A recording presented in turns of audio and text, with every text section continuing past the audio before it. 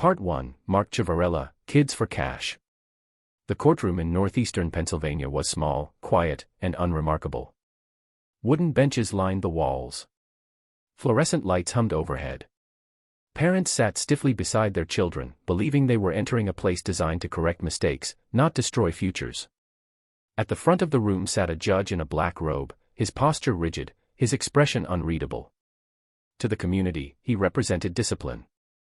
To parents, he represented safety. To teenagers standing before him, he represented authority backed by law. Mark Ciavarella cultivated the image of a no-nonsense judge. He spoke firmly. He rarely smiled. He believed consequences shaped character, and he made sure everyone in his courtroom felt the weight of that belief. In a time when many adults worried about youth behavior, his strict approach felt reassuring. Parents told themselves that harsh discipline would keep their children on the right path. They trusted that the system was firm but fair. Teenagers entered his courtroom expecting guidance, maybe a warning, maybe community service. They believed mistakes would be met with proportionate consequences. Instead, many walked out in shock. Truancy. A hallway scuffle. An argument at school. These were treated not as youthful misjudgments, but as reasons for confinement. Ciavarella embraced what he called zero tolerance. There were no shades of gray. No room for explanation. No patience for immaturity. Something felt wrong, but it was difficult to name. The sentences were unusually severe. Hearings were fast. Decisions came quickly, almost mechanically. Still, few people questioned him. Judges were not supposed to be questioned. The robe carried authority, and authority discouraged doubt. Behind the scenes, the system was shifting. The county operated a public juvenile detention facility, imperfect but accountable. That facility was shut down. The explanation given was reform. Modernization. Efficiency. The closure was framed as progress. What replaced it were privately operated detention centers, marketed as better alternatives. These facilities promised structure and rehabilitation. On paper, the change looked reasonable. What the public did not see was the hidden agreement forming beneath that transition. Private detention centers needed beds filled to generate profit. Judges controlled the flow of youth into those beds. The harsher the sentences, the fuller the facilities became. The fuller the facilities, the more money moved quietly in the background. Ciavarella was not acting alone. Deals were made in silence. Payments were disguised.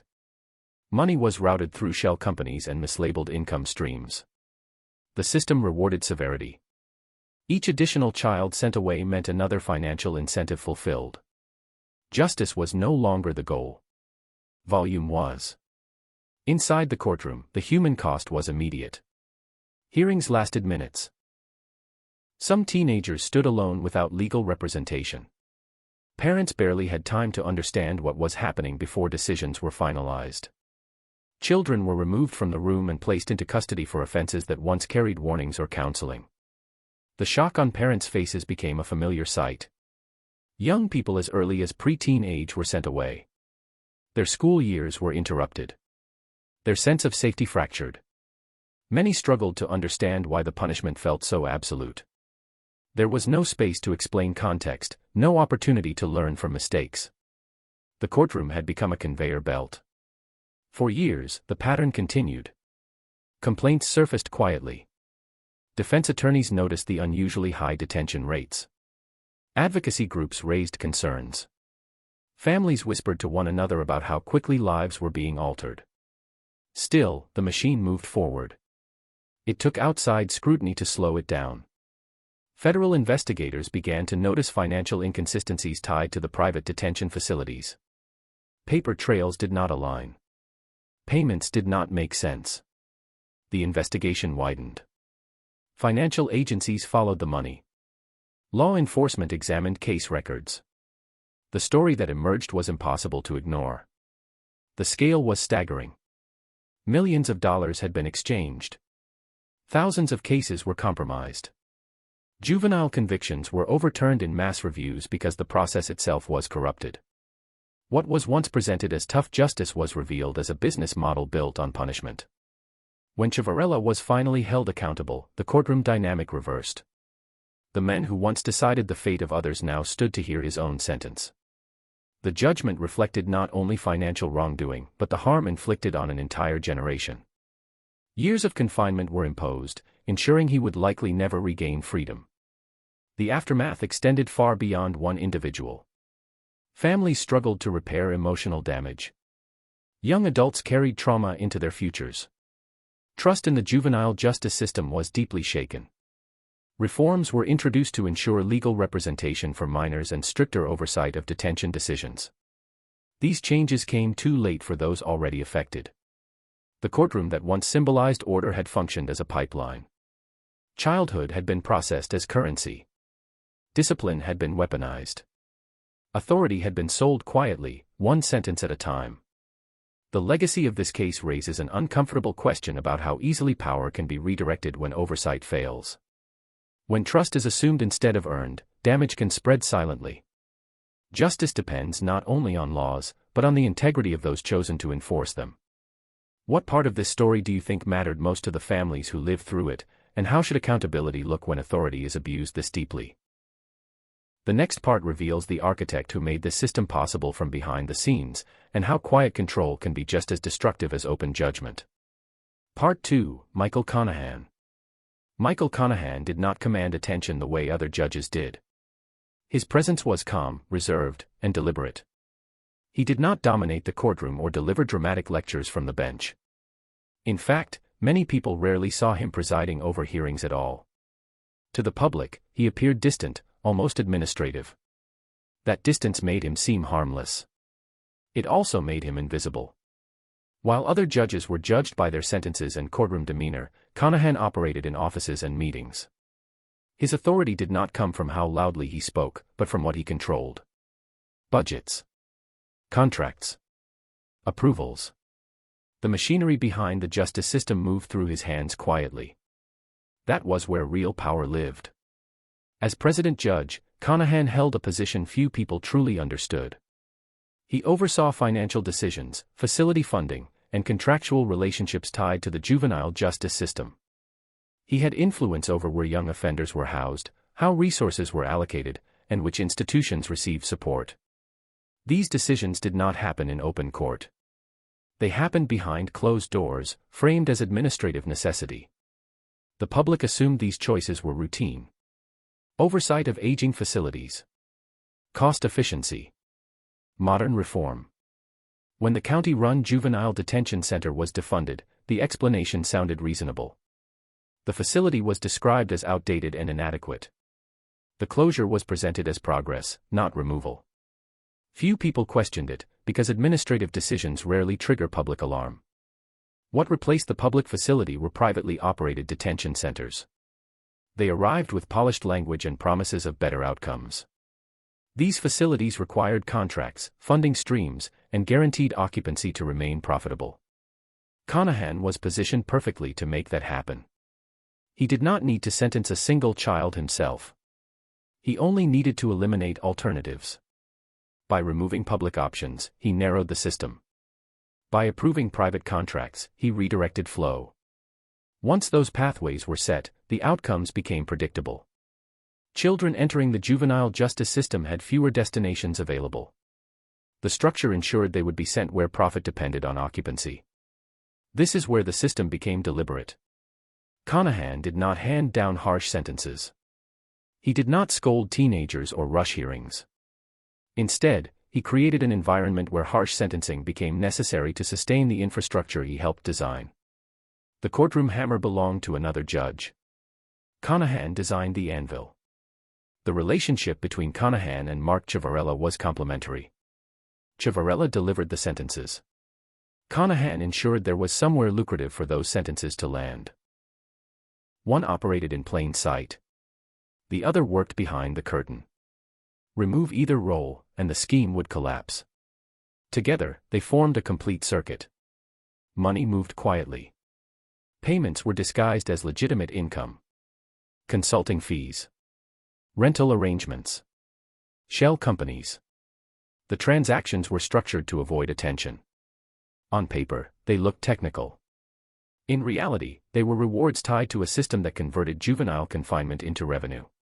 For years, the arrangement held. Conahan maintained his public image. He attended events. He moved through professional circles with confidence. His calm demeanor shielded him. People trusted administrators more easily than enforcers. He appeared removed from the emotional weight of sentencing, which made him seem objective. Pressure began building slowly. Defense attorneys noticed patterns that did not align with normal juvenile justice outcomes. Families began comparing experiences and realizing how widespread the issue had become. Advocacy organizations tracked detention rates and saw numbers that defied explanation. Questions were asked. At first, they were dismissed. Then financial discrepancies surfaced. Unusual bank transfers. Connections between judges and private facility operators. Payments that did not align with declared income. Federal investigators followed those trails carefully. The investigation expanded beyond courtroom behavior into financial records and administrative decisions. Once exposed, the structure unraveled quickly. Evidence showed that Conahan played a critical role in dismantling public oversight and replacing it with private profit-driven confinement. Prosecutors framed his actions not as passive negligence, but as intentional engineering. Without his administrative control, the system could not have functioned. Conahan eventually admitted his role. He accepted responsibility in court, acknowledging participation in the scheme. His sentence reflected his position. While shorter than Ciavarelli's, it carried significant weight. He was removed from power and stripped of the authority that once protected him. Years later, during a global health crisis, Conahan was granted early release due to medical concerns. The decision reignited anger among families whose children had lost years of their lives. To them, confinement had not been compassionate. It had been calculated. The idea that mercy arrived late for the architect, but never for the children, felt unbearable. His release did not erase the damage. Thousands of young people carried records that should never have existed. Families carried guilt, anger, and grief. Communities questioned how quietly such a system could be built without challenge. The answer lay in administrative power that rarely faces public scrutiny. Conahan's legacy is not one of courtroom drama. It is one of silent control. He demonstrated how justice can be redirected not by shouting orders, but by signing approvals. His story shows that corruption does not always announce itself. Sometimes it arrives dressed as reform, efficiency, and professionalism. Which decision do you think caused more harm, the sentences handed down in court or the quiet choices made behind closed doors? In the next part, the story shifts to a judge who broke trust in a different way, where evidence itself became the tool of betrayal. Part 3, Paul Pazanski. Paul Pazanski built his reputation on the language of recovery.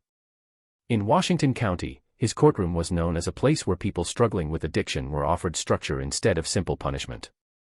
He spoke about discipline as a pathway to change. He talked about accountability paired with second chances. To defendants, he appeared firm but understanding. To colleagues, he looked committed to reform. His role in drug court placed him in a position that carried moral weight as much as legal authority. From the outside, everything seemed aligned with purpose. Offenders stood before him believing their mistakes could become turning points. Families hoped his courtroom would be the place where cycles ended rather than continued. His words suggested belief in transformation. The system trusted him not only with sentencing, but with evidence that formed the backbone of prosecutions. That trust began to fracture quietly. Evidence logs showed inconsistencies that were easy to dismiss at first. Weights recorded at intake did not match later measurements. Sealed packages were checked out without clear justification. Orders to move narcotics from secure storage appeared routine on paper, but unusual in practice. These discrepancies were small enough to avoid immediate alarm, yet frequent enough to raise unease among those paying close attention. Judges are rarely suspected in evidence irregularities. Chain of custody concerns usually point toward handling errors or procedural mistakes. But patterns emerged that did not fit those explanations. Certain cases were affected repeatedly. Specific substances went missing or returned altered. Audits revealed gaps that could not be explained by clerical oversight alone. Questions grew louder after Pazanski quietly stepped away from his position. His resignation did not come with public explanation. Soon after, a deeper review of the evidence room uncovered what many had feared. Entire portions of cocaine seized in criminal cases were gone. Containers that should have held precise amounts no longer matched their original records. What had once been speculation turned into confirmation. Investigators uncovered a disturbing method. Cocaine removed from sealed evidence bags had been replaced with substances designed to resemble it. Baking soda mimicked appearance but not composition. This was not accidental contamination. It required intent, access, and confidence that no one would look closely. Over time, hundreds of grams were affected, enough to compromise numerous prosecutions. The most damaging detail was the presence of fingerprints. Sealed bags that should only have been handled by evidence technicians bore marks linking directly back to the judge. The very person entrusted to safeguard integrity had crossed the line completely. When confronted, Poznanski initially denied wrongdoing. He suggested routine handling. He cited procedural authority. Those explanations unraveled quickly under scrutiny. The revelation sent shockwaves through the legal community. Every case tied to the compromised evidence came under review. Defense attorneys questioned convictions. Prosecutors faced impossible choices. Without reliable evidence, charges could not stand. Some cases were dismissed outright. Others were renegotiated under pressure. The ripple effect extended far beyond the judge himself. For defendants, the impact was complicated. Some saw their cases collapse after years of legal struggle. Others were released from obligations that should never have existed. But the relief was mixed with anger. The system that claimed moral authority had been corrupted at its core. Addiction cases, built on fragile trust, were tainted by hypocrisy. Poznanski eventually accepted responsibility. He waived his right to trial and entered a plea. In court, prosecutors emphasized the breach of trust rather than the substance itself. They argued that the harm went beyond stolen narcotics. It undermined confidence in every ruling tied to his courtroom. Years of legal work were destabilized by one individual's actions. The sentence that followed sparked debate. Many believed it was lenient compared to the damage caused. House confinement, probation, and treatment were imposed instead of extended incarceration. Critics argued that ordinary defendants would not have received such consideration. Supporters pointed to addiction as a mitigating factor. The disagreement reflected a deeper discomfort with how authority is judged when it fails. Regardless of sentencing, the professional consequences were final. Poznanski lost his judicial seat. His law license was suspended. His career in the legal system ended permanently. Positions he held afterward also came under review, leading to further resignations. The fall was quiet, but complete. The legacy of this case is not defined by money or organized schemes. It is defined by betrayal of role. A judge who spoke about recovery used the very substance others were punished for. A courtroom built on rehabilitation became a place where integrity was quietly removed piece by piece. The damage was not only legal, but psychological.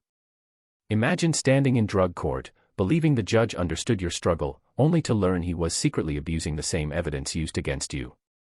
Imagine years of testimony and procedure undone because the foundation was compromised. Trust does not survive revelations like that. It dissolves. Poznanski's story serves as a reminder that corruption does not always come from greed or power. Sometimes it comes from proximity and unchecked access. When oversight assumes virtue instead of verifying it, misconduct finds room to grow. Which moment in this case do you think caused the deepest loss of trust, the missing evidence or the realization of who took it? The next part reveals a former judge whose authority extended far beyond the courtroom, and how influence became a tool of exploitation rather than justice. Part 4, Tim Nolan. Tim Nolan no longer sat behind a bench when his story began to unravel. His power did not come from a courtroom gavel or formal sentencing hearings. It came from history, reputation, and proximity. He was a former judge, a practicing attorney, a political figure with decades of connections. In his community, his name carried weight. People recognized him. Officials answered his calls.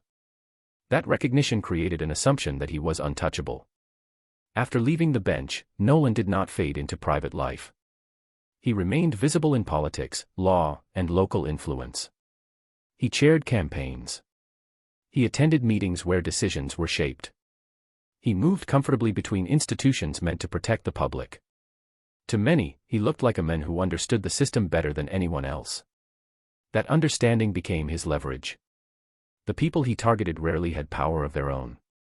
They were women living on the margins. Some struggled with addiction.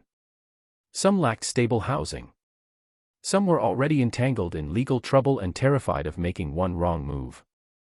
Fear shaped their choices long before Nolan entered their lives. He recognized that fear and knew exactly how to use it. He approached them not as a stranger, but as a solution.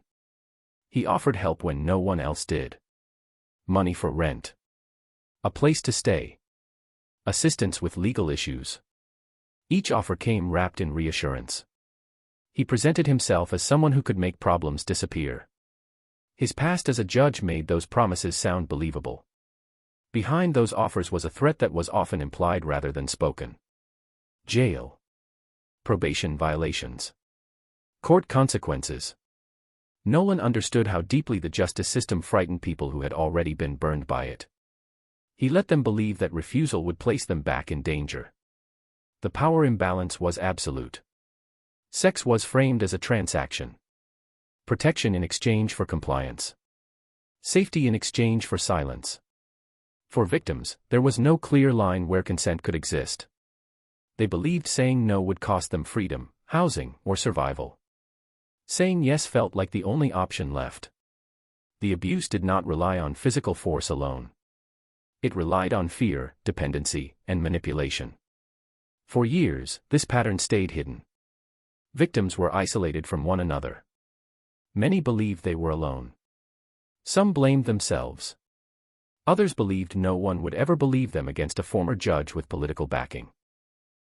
Silence became a form of self-preservation. The first report broke that silence. One woman came forward and told authorities that Nolan had threatened her with incarceration if she refused him. That single statement cracked the surface. Investigators listened carefully.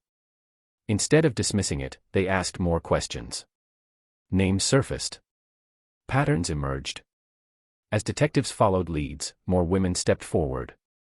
Their stories echoed one another with unsettling consistency. Offers of help followed by pressure.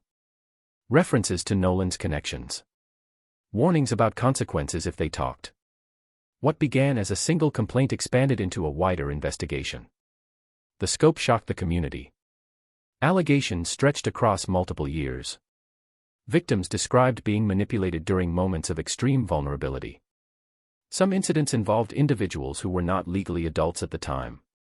Others involved retaliation when victims attempted to pull away or speak out. The abuse was systematic, not accidental. As evidence accumulated, the charges escalated. Human trafficking. Unlawful imprisonment. Witness tampering. Retaliation. The language of the case reflected the seriousness of the conduct. Prosecutors emphasized that this was not about isolated misconduct. It was about a pattern built on exploiting fear and authority. Nolan was arrested while still maintaining public roles. The contrast was jarring. A man who once represented law and order now faced dozens of felony charges. In court, victims described how he used his background to control them. They spoke about fear, shame, and the belief that resistance was pointless. Rather than face a full trial, Nolan entered a guilty plea to many of the charges. The admissions confirmed what the investigation had uncovered. The court weighed his history heavily. His legal training did not mitigate the crimes. It intensified them. The judge overseeing sentencing emphasized that knowledge of the system had been weaponized. The sentence was severe. 20 years of imprisonment. Mandatory registration for life. A permanent removal from positions of authority. The ruling acknowledged that the harm extended beyond individual victims. It damaged trust in institutions meant to protect the vulnerable. For survivors, the sentence brought mixed emotions. Relief that the truth was recognized. Anger that it had taken so long. Grief for the years spent in silence.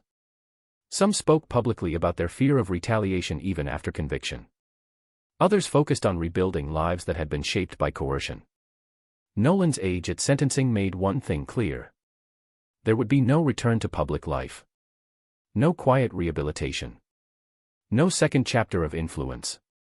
The authority he once held was stripped completely. The man who relied on fear to maintain control would spend the rest of his life under supervision. This case exposed a different face of corruption. There were no secret bank accounts tied to public contracts.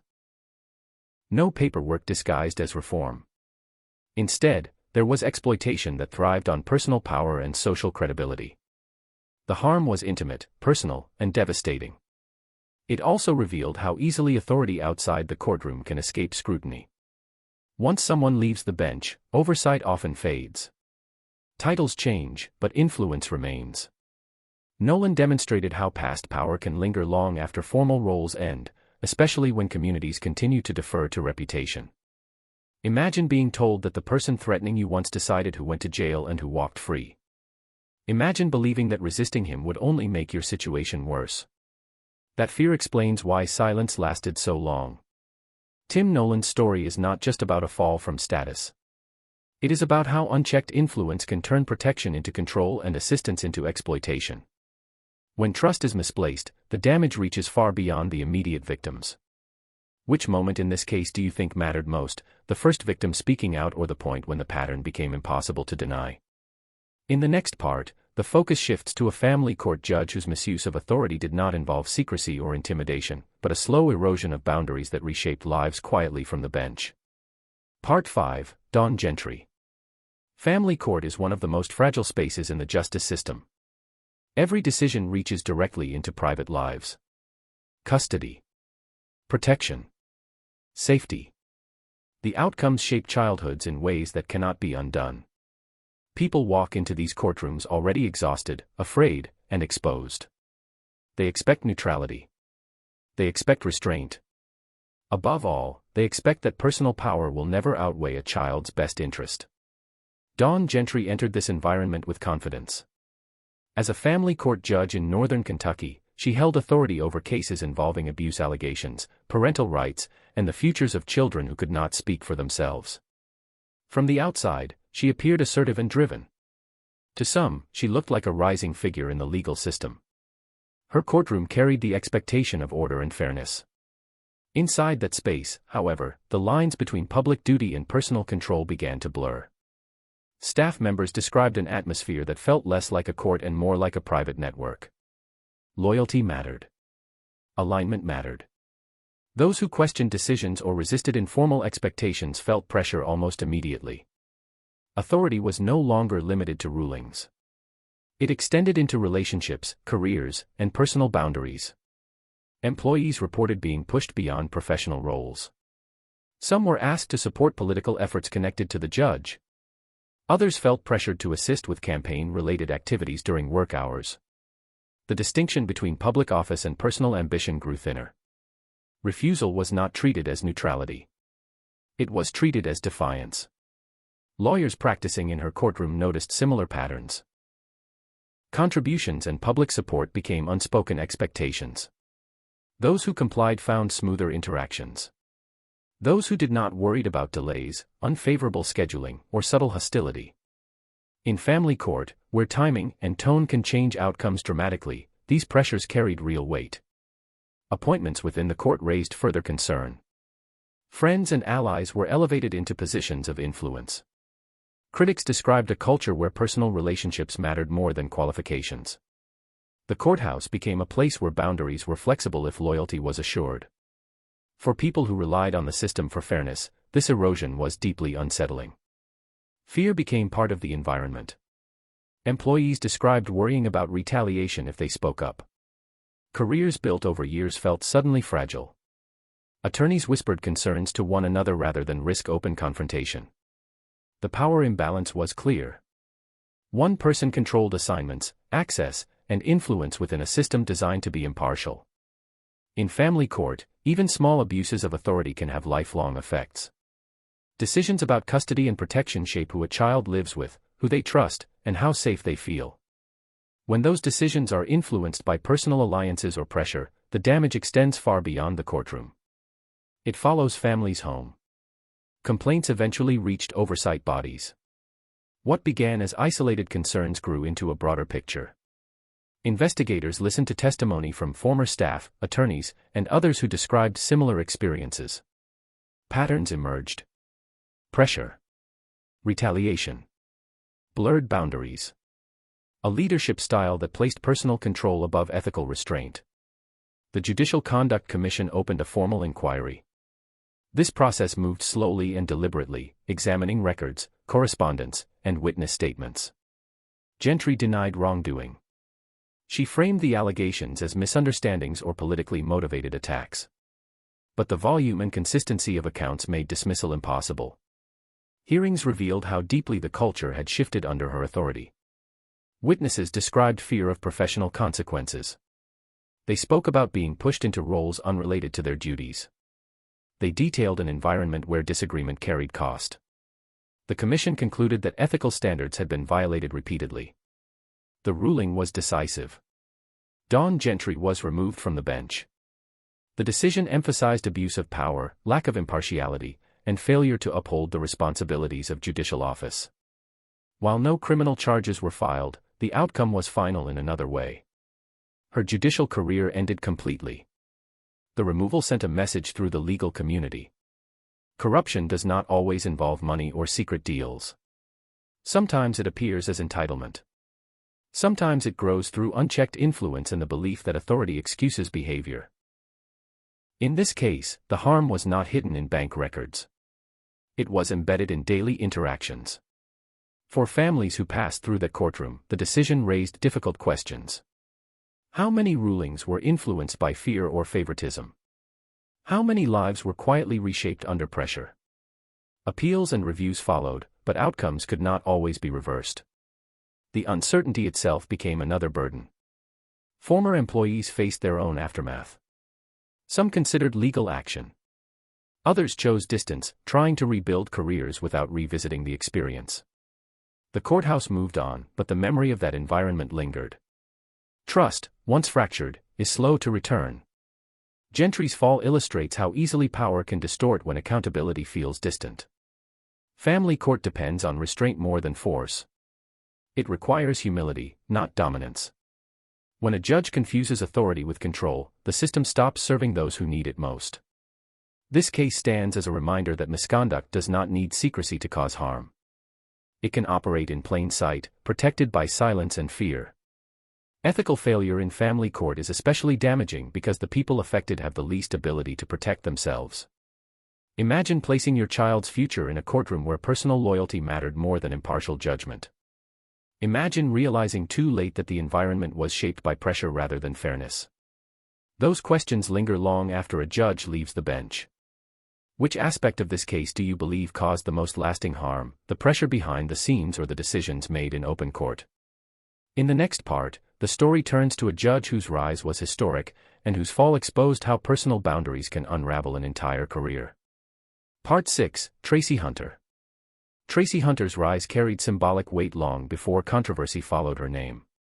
She became the first black judge elected to the juvenile court in her county, a milestone that many viewed as progress within a system long criticized for imbalance. Her victory was celebrated by supporters who believed her presence on the bench would bring reform and fairness. That celebration, however, was immediately shadowed by dispute. Her election was challenged, contested in court, and delayed through prolonged legal battles. By the time she officially took office, the foundation of her authority was already fragile. The dispute shaped public perception from the start. To supporters, Hunter was a figure standing against entrenched power. To critics, the contested election raised questions about legitimacy. Inside the courthouse, tensions followed her into daily operations. Relationships with prosecutors and administrators were strained. What should have been a moment of unity instead hardened divisions. Hunter presided over juvenile cases, a role that demanded distance from personal interest and absolute adherence to ethical boundaries. Those boundaries came under scrutiny when questions emerged about her involvement in a disciplinary matter concerning her brother, a corrections officer employed within the same system. Prosecutors alleged that she used her judicial position to access confidential documents tied to his case and attempted to influence the process reviewing his conduct. The issue was not a single request or a casual inquiry. Investigators argued that Hunter crossed a line by seeking records not available to the public and by inserting herself into an internal review where family interest was involved. The distinction between personal concern and official authority became central to the case. In a system built on separation of roles, that distinction matters.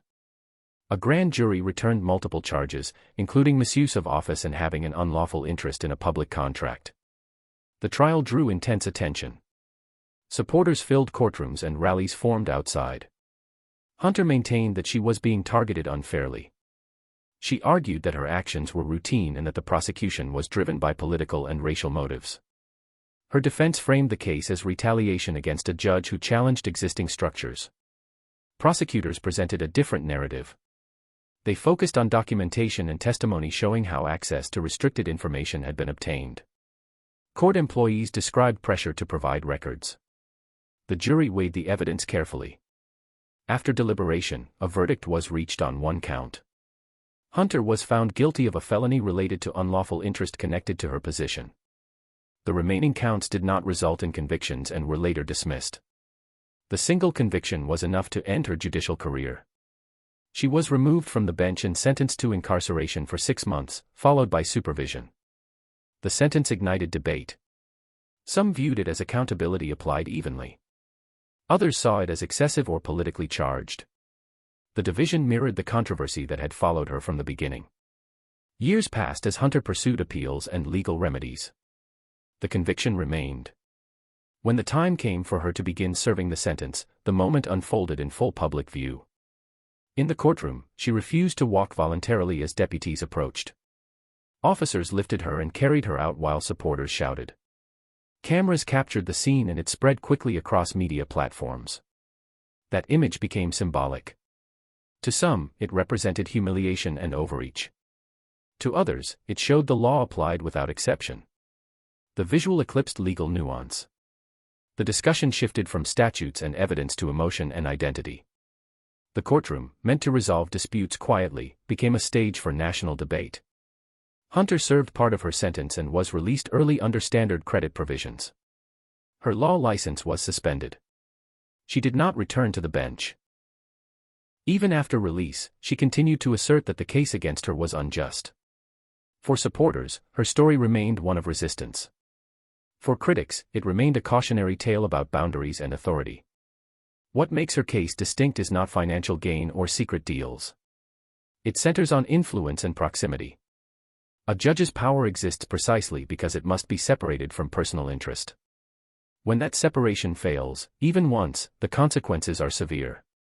The system depends on trust that decisions are made without favoritism, especially when family is involved. Hunter's rise was historic, and her fall was equally visible. Both became part of public record. The legal outcome closed one chapter, but the debate it sparked continues. It asks whether accountability feels different when identity, history, and power collide, and whether perception can ever be separated from process. Which part of this story do you think shaped public opinion most, the conviction itself or the moment it played out on camera? The next part moves to a judge accused of crossing boundaries in private spaces, where authority operated far from public view and oversight struggled to keep up. Part 7, Herman Thomas. Herman Thomas exercised his authority away from the center of the courtroom. His power did not always appear during public hearings or recorded proceedings. It appeared in side rooms, quiet corridors, and private conversations where witnesses were absent and documentation was minimal. Defendants were sometimes summoned away from standard procedure and brought into spaces that felt unofficial. No transcript was created. No clerk recorded what was said. The safeguards that usually protect both sides of justice were simply not there. For people already facing the stress of criminal charges, these moments were confusing. A judge asking to speak privately carried weight. Refusing did not feel like an option. In those closed settings, the balance of power shifted completely. The defendant was isolated. The judge controlled not only the outcome of the case, but the atmosphere itself. What happened in those rooms depended entirely on one person.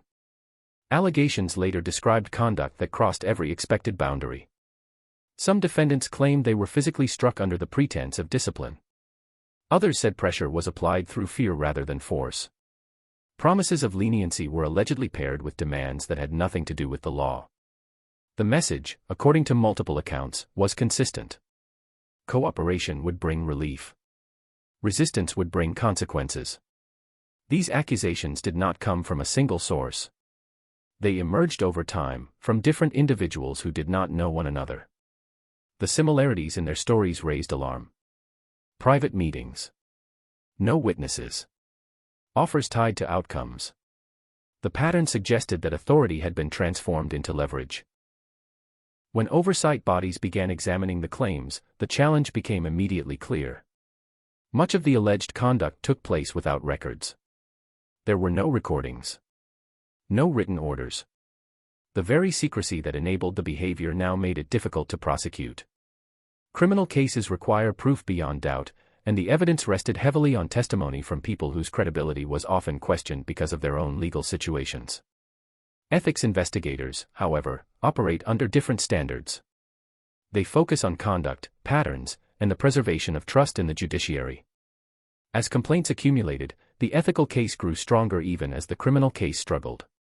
The volume of allegations and their consistency mattered. The image of a judge repeatedly removing defendants from public oversight could not be ignored. Before a criminal verdict was reached, Thomas resigned from the bench. The resignation itself was telling. It prevented a formal removal but acknowledged that remaining in office was no longer possible. Shortly after, his license to practice law was revoked. Even without a criminal conviction, his professional identity collapsed. In criminal court, the outcome was less definitive.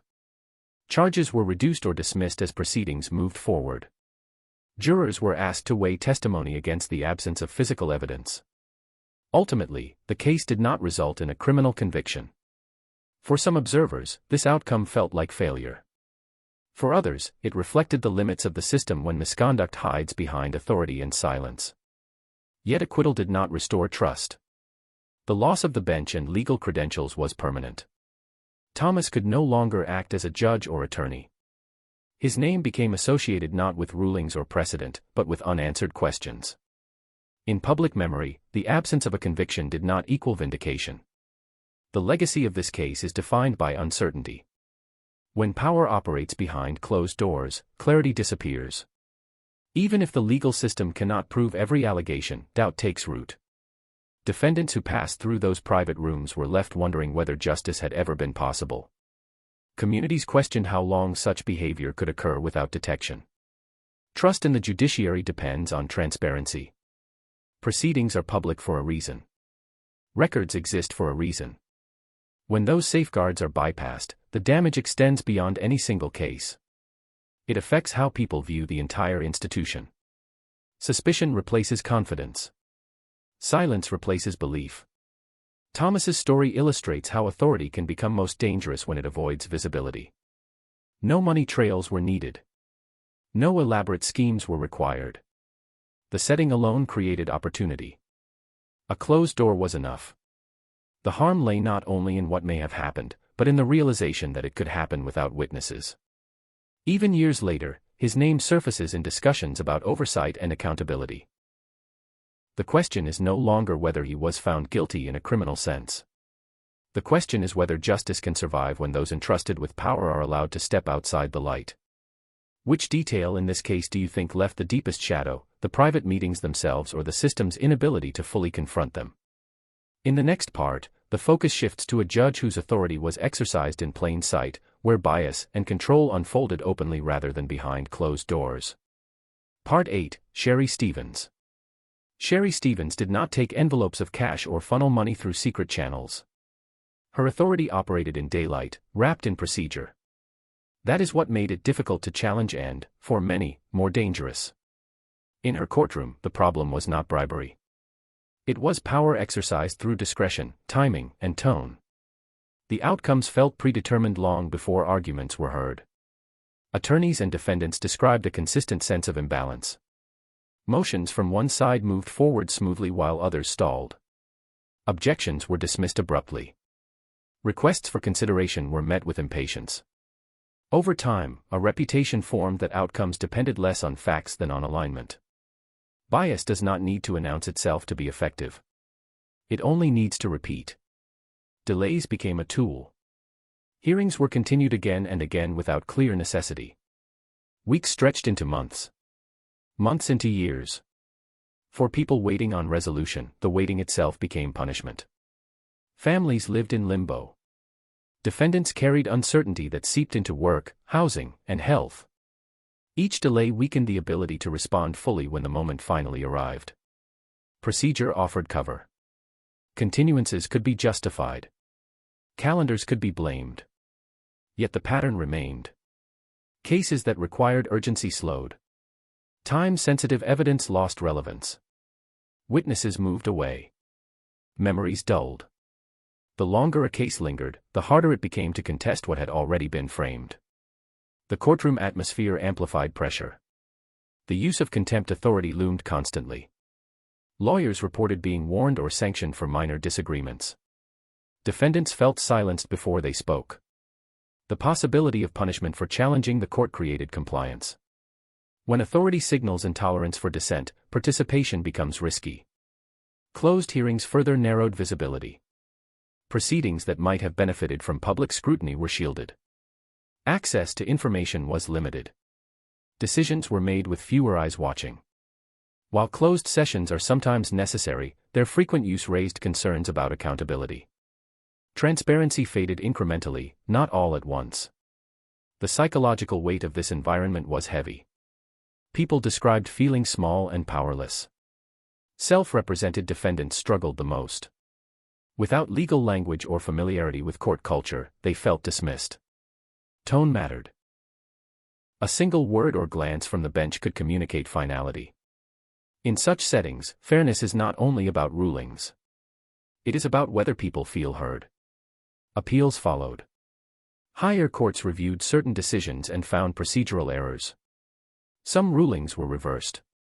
Those reversals confirmed that mistakes had occurred, but they arrived late. Damage done by delay cannot always be repaired. Relationships strained. Opportunities vanished. Time, once lost, does not return. The erosion was quiet. No arrest. No dramatic trial. No clear villain in headlines. Yet the impact spread outward. Attorneys altered strategies to avoid the courtroom. Some delayed filing cases there altogether. Public defenders warned clients about expectations. When professionals adapt around a judge rather than trust the process, the system bends. Investigations were initiated. Complaints were filed. Statements collected. Patterns documented. The process moved slowly, constrained by the very discretion it sought to examine. Judges are afforded wide latitude, and misconduct that lives in gray areas is difficult to prove conclusively. Still, the accumulation of concern changed perception. Eventually, Stevens stepped away from the bench. The departure was quiet, lacking the finality of a verdict. For some, it felt insufficient. For others, it was overdue. The absence of criminal findings did not resolve the questions left behind. It only marked the end of her direct authority. The legacy of her tenure is measured in attrition. Cases stretched thin. Confidence weakened. People left the system feeling unseen. Corruption here did not steal money. It stole momentum. It drained belief that effort mattered. When procedure becomes a weapon, justice loses its shape. This story illustrates how power can harm without breaking laws outright. Bias expressed through delay and demeanor can alter outcomes as surely as any bribe. The damage accumulates quietly, often recognized only in hindsight. By then, the opportunity for fairness has already passed. Imagine waiting years for a decision that shapes your future, only to realize the delay itself decided the outcome. Imagine feeling pressure not to speak because the cost of speaking felt too high. These experiences do not make headlines, but they leave marks. Which action do you think causes more damage in a courtroom like this, the visible ruling or the unseen delay that comes before it? In the next part, the focus turns to a judge whose fall involved money and politics, where a single decision revealed how justice can be quietly exchanged for favor. Part 9, Michael Maggio. Michael Maggio's authority was shaped by politics as much as law. He moved comfortably through campaign events, donor circles, and professional gatherings where influence traveled quietly. As a circuit judge, his decisions carried weight beyond the courtroom. He understood how elections worked. He understood how money flowed. Most of all, he understood how a single ruling could change fortunes. During a period when he was seeking higher judicial office, campaign support became essential. Contributions arrived through formal channels, routed through political committees that made everything appear routine. On the surface, nothing looked unusual. Judges are allowed to run for office. Donors are allowed to contribute. The system assumes separation between financial support and judicial decision-making. That assumption was the weak point. At the same time, a civil case moved through Maggio's courtroom involving a powerful business interest. A jury had returned a massive verdict in favor of a family that had lost a loved one. The ruling carried emotional weight and financial consequence. It sent a message about accountability. That message did not last. Maggio reduced the verdict dramatically. What had once represented full recognition of harm was cut down to a fraction of its original value. The reduction amounted to roughly 80%. For the family, it felt like the floor had dropped away. For the business interests involved, it was relief measured in millions. The timing raised eyebrows. Campaign donations flowed in proximity to the ruling. Political committees linked to the donor became active. Messages exchanged between key players revealed familiarity that went beyond coincidence. What initially looked like parallel events began to resemble coordination. Investigators examined communications carefully. Text messages were retrieved. Conversations referenced support, expectations, and outcomes. The language was not subtle. It suggested awareness on both sides that money and decisions were connected. These were not abstract discussions about policy. They were specific, timed, and transactional. Financial records added clarity. Contributions were traced through political action committees. The amounts aligned with campaign needs. The dates aligned with judicial action. When viewed together, the pattern became difficult to dismiss. This was not a misunderstanding. It was an exchange. Public reaction was swift once the details emerged. Confidence in the ruling evaporated. Legal observers questioned how a jury's determination could be altered so drastically without clear justification. The focus shifted from legal reasoning to motivation. Was the decision based on law, or on obligation to those funding a campaign? Maggio's conduct online compounded the damage. Separate from the bribery investigation, his activity on message boards revealed a lack of judgment. Comments about sensitive cases and vulnerable individuals surfaced. These disclosures painted a picture of someone who did not treat the gravity of his role with care. While not directly tied to the bribery charges, they reinforced concerns about integrity. Disciplinary proceedings began. Faced with mounting evidence, Maggio stepped down from the bench. Resignation, however, did not halt the criminal process. Federal prosecutors moved forward. They framed the case clearly. A judge had accepted campaign contributions with the understanding that a judicial outcome would follow. That understanding violated the core of public trust. In court, Maggio admitted his actions. The plea acknowledged that the reduction of the verdict was not independent. It was influenced by financial support. The admission removed any remaining ambiguity. What had been suspected was now confirmed. Sentencing reflected the seriousness of the breach. A decade of incarceration was imposed at the federal level. The judge overseeing the case emphasized that this was not a technical violation. It was a betrayal that struck at the foundation of the justice system. When a ruling can be purchased indirectly, the law becomes a commodity. For the family affected by the original case, the conviction offered limited comfort. The verdict they once believed in had already been altered. Time had passed. The acknowledgement of wrongdoing did not restore what was taken. Still, it affirmed that the manipulation had been real and that it mattered. Maggio's career ended completely. His law license was revoked.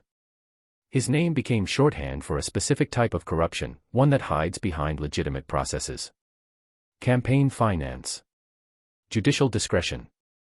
Political ambition. None of these are crimes on their own. Combined without restraint, they become dangerous. This case illustrates how corruption does not always require secrecy. Everything occurred within established systems. Donations were reported. Rulings were issued from the bench. The exchange happened in plain sight, masked by procedure. That visibility made it harder to question until evidence forced the issue.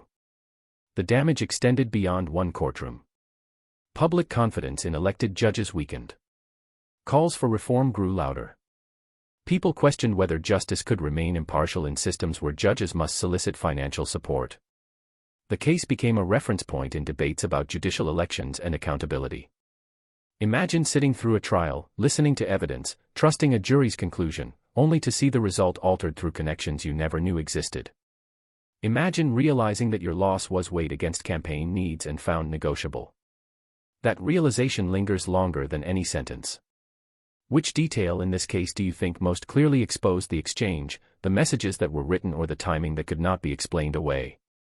In the next part, the story closes with a judge whose authority did not rely on money at all, but on unchecked discretion that reshaped lives quietly inside family court.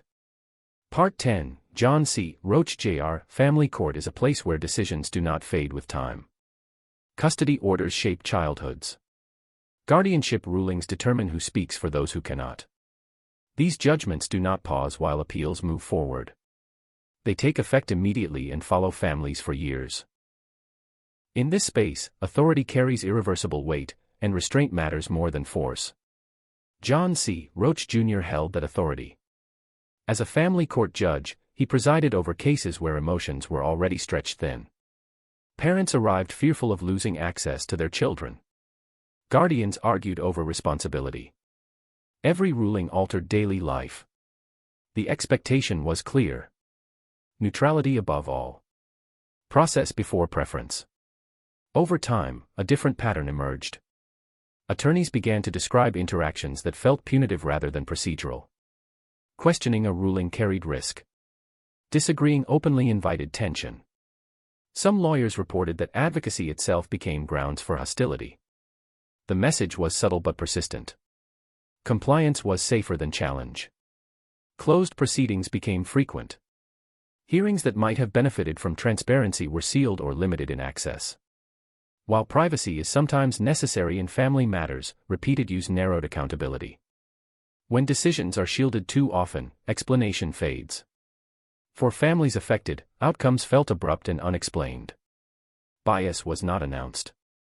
It appeared through tone, pacing, and assumptions. Some litigants felt judged before speaking. Others believed certain attorneys were favored while others were marginalized. These perceptions accumulated across cases. Individually, they were difficult to prove. Together, they formed a troubling picture. Retaliation was the word whispered most often. Lawyers described delays after objections. Motions were denied without clear reasoning. Opportunities to present evidence felt restricted. In family court, timing matters as much as substance. A delayed hearing can mean months without contact. A rushed decision can close doors permanently. Parents reported feeling unheard.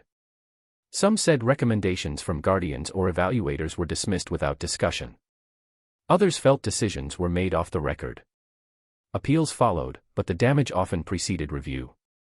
Once a child is placed, routines form. Schools change. Bonds shift.